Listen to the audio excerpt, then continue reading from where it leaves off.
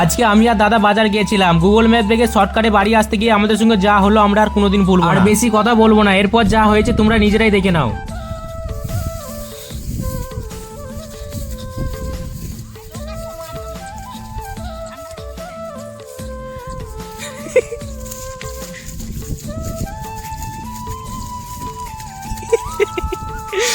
চো চো কুন্ডে তো নিজে। আর ধান বাড়িতে এখন আমাদের মোটরসাইকেলটা নিয়ে যেতে হচ্ছে, আর পুরো কাদায় ভর্তি হয়ে গেছে দেখো।